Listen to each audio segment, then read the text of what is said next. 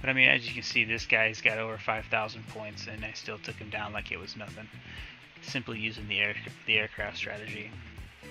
Now, it doesn't work all the time. It doesn't necessarily mean that you're going to win, but it does work probably 60-70% of the time for me.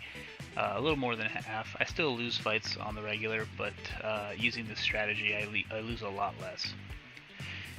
So now, as you can see, I've switched to the Joe side. Same thing. In this case, I got the helicopter dropship and the little I don't know the name, the little missile launching airplane. And these two things together are pretty good. I upgraded their abilities so that the airplane thing definitely needs it, because it helps.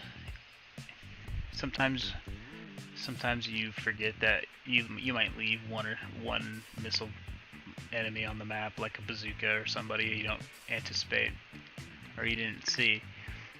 Just being able to dodge that first volley usually is enough for the airplane to go in and get a couple of hits on a strategic target. When you put your tank out on the map, again, don't forget that you can put a hero inside of it. It gives them a bonus of armor and just sort of elongates their time on the map. So every time I start a map against an opponent, a battle, I do that little scouting thing just to make sure I see where all the anti-air defenses are, because in a lot of cases people try to hide them behind the helicopters or the big things on the map, such as this case. There's a anti-aircraft gun back there behind the helicopter pad. And so yeah, I mean, you have to be able to learn on the fly. The Joe's helicopter, or the Joe's airplane, let me see what it's called. Skystorm. The Skystorm airplane is super overpowered. I mean, it moves fast. It does heavy damage. It does 62 damage, and it has 170 health. It can attack from 7 squares away.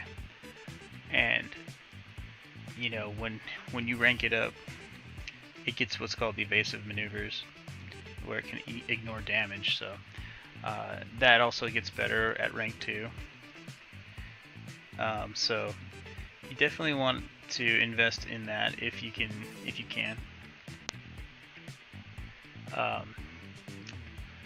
I like to use Scarlet as my leader for the Joe side, simply because she's got the turret hack, and I use the turret hack on her much like I use the turret hack on the Cobras. Just in the beginning, I'll put her down, sometimes in a little smoke screen, and make sure that I hack one or two of the turrets on the screen.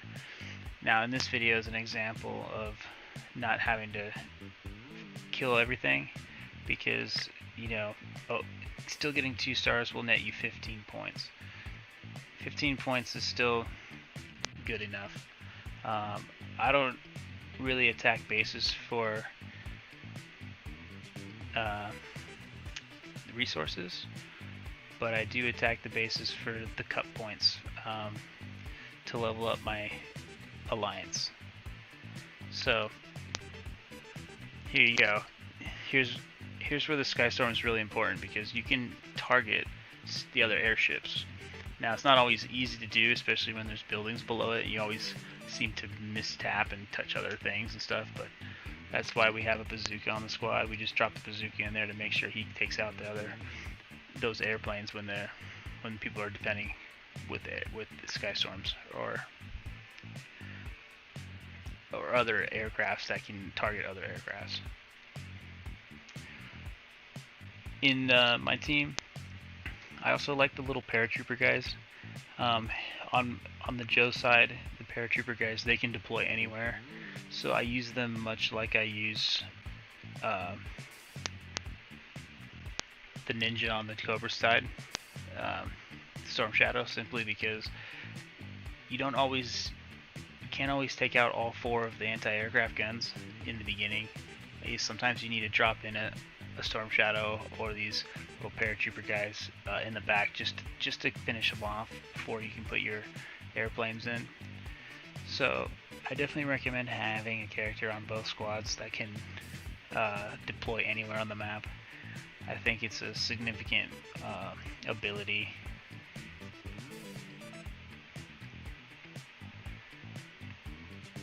You definitely don't want to put your aircraft cannons close enough together that one airstrike can take them out.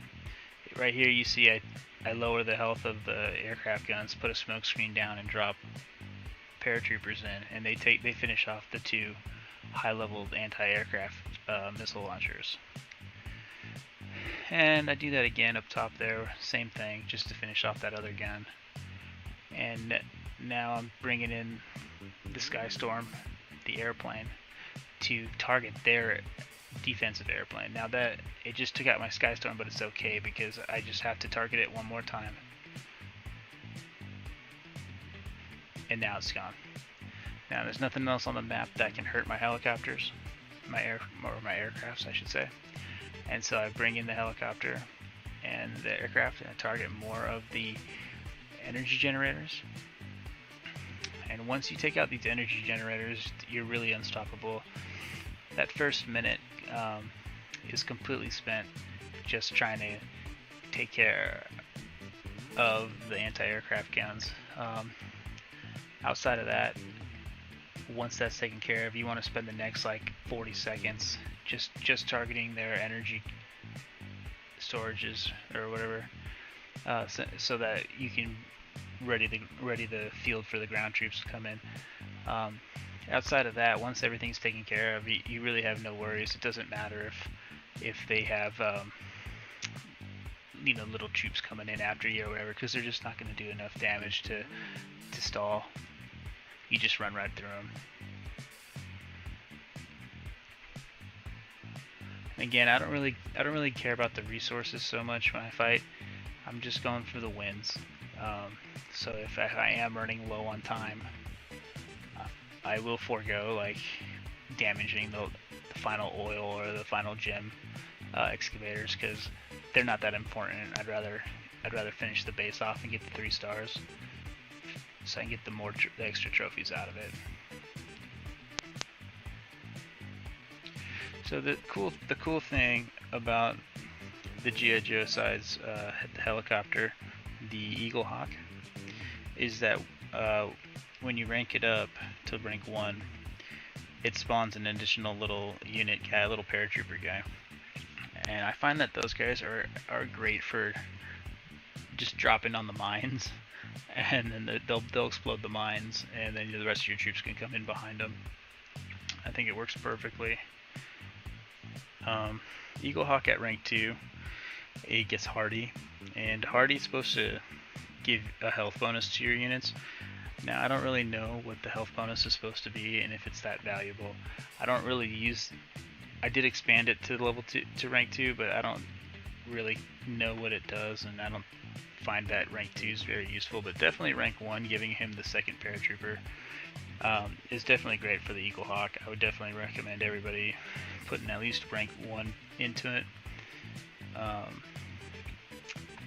The Eagle Hawk is pretty strong. I mean, it's a Burl air tank for sure, but it just moves around the map very slowly. So I kind of I'll send the airplane around more than I will anything else. Than the Eagle Hawk, is it can cover much more faster ground, much more wider area. So again, here's somebody who puts their anti-aircraft cannons too close, and I'm able to take 2 of them out with 2 of my missiles. There I put a Scarlet in, and I hack that final turret, and the enemy's base takes care of that turret for me. So again, that's why I gotta say, you don't want to put your anti-aircraft guns anywhere near your other weapons, your other machine gun turrets or anything like that, because you don't want to make turret hacks a valuable asset for the enemy who's attacking your base. If you can minimize at least the amount of damage that hacking can do to you, I think it'll be significant base defense, at least enough so that he probably won't be able, the attacker probably won't be able to take the full amount of points away from you. He might still be able to get 1 star, but he was only taking 5 trophies away versus 20, 25. So here's one with the base, with the turrets in the water. But he's doing the same problem where he's got them too close together. So I was with my 2 airstrikes, I was able to take out 2 of his missiles. There I'd used the Scarlet to hack that other missile up there, and the Cobras kill that missile launcher for me. I like to drop the tank in too, simply because it gives Scarlet a little extra time on the map to maybe get another hack off.